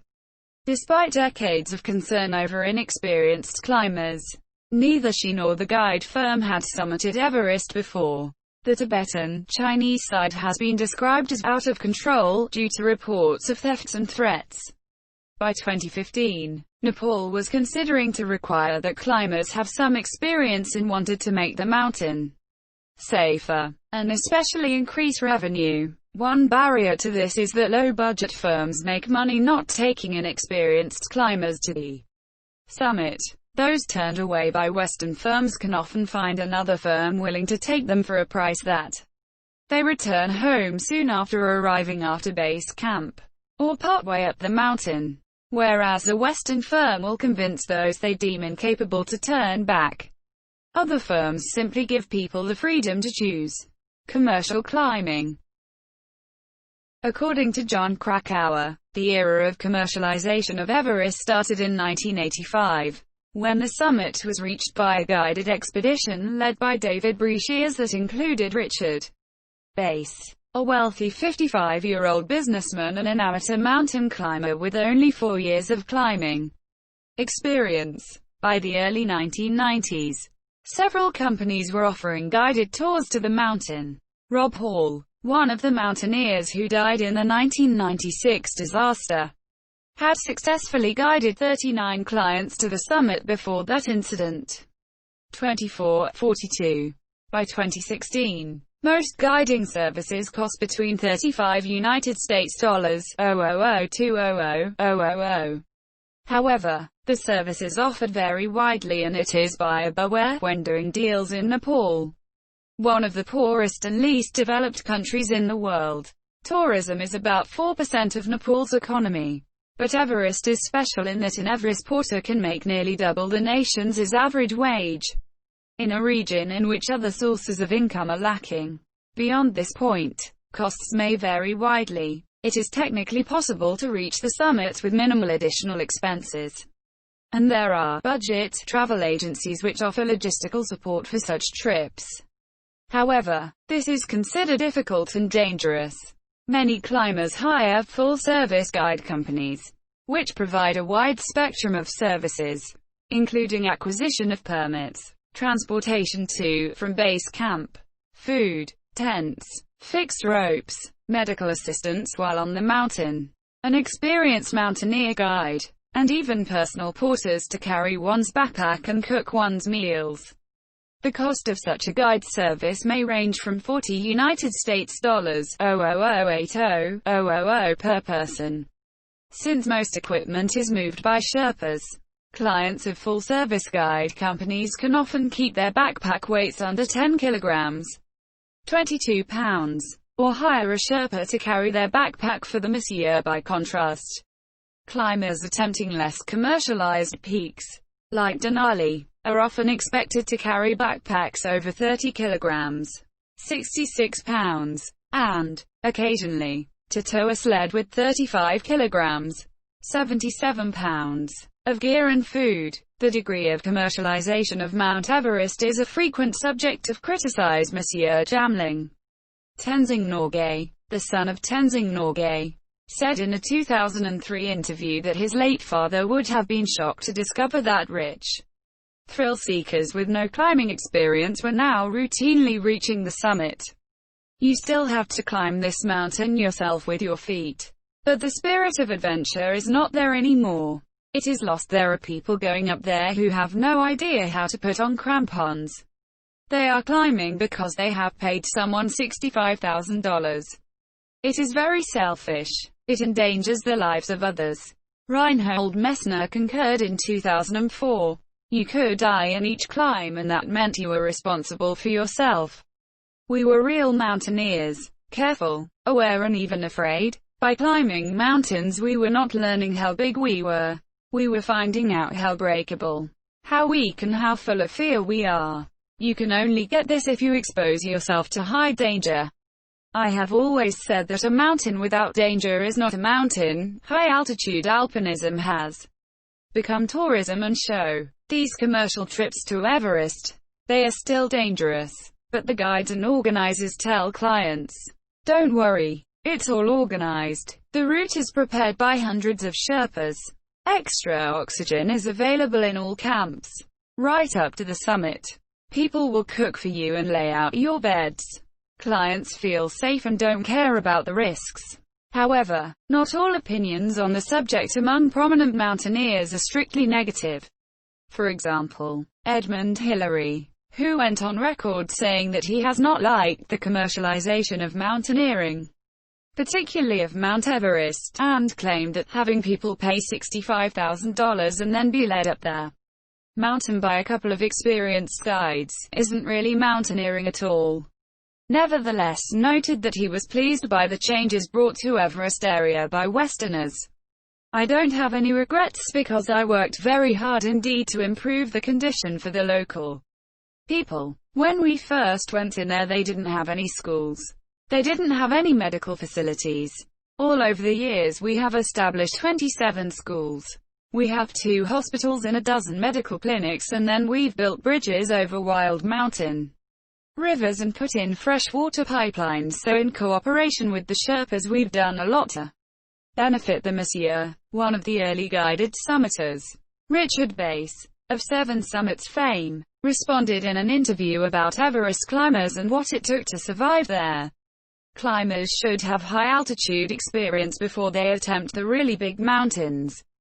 People don't realize the difference between a 20,000-foot mountain and 29,000 feet. It's not just arithmetic. The reduction of oxygen in the air is proportionate to the altitude, all right. But the effect on the human body is disproportionate, an exponential curve. People climb Denali or Aconcagua and think, heck, I feel great up here. I'm going to try Everest, but it's not like that. Some climbers have reported life-threatening theft from supply caches. Vitor Negrete, the first Brazilian to climb Everest without oxygen and part of David Sharp's party, died during his descent, and theft of gear and food from his high-altitude camp may have contributed. Several members were bullied, gear was stolen, and threats were made against me and my climbing partner, Michael Coders, making an already stressful situation even more dire, said one climber. In addition to theft, Michael Coders describes in his book, High Crimes, The Fate of Everest in an Age of Greed, 2008, unethical guides and Sherpas, prostitution and gambling at the Tibet base camp, fraud related to the sale of oxygen bottles, and climbers collecting donations under the pretense of removing trash from the mountain. The Chinese side of Everest in Tibet was described as out of control after one Canadian had all his gear stolen and was abandoned by his Sherpa. Another Sherpa helped the victim get off the mountain safely and gave him some spare gear. Other climbers have also reported missing oxygen bottles, which can be worth hundreds of dollars each. Hundreds of climbers pass by people's tents, making it hard to safeguard against theft. In the late 2010s, the reports of theft of oxygen bottles from camps became more common. Westerners have sometimes struggled to understand the ancient culture and desperate poverty that drives some locals, some of whom have a different concept of the value of a human life. For example, for just 1,000 rupees, $6.30 per person, several foreigners were forced to leave the lodge where they were staying and tricked into believing they were being led to safety.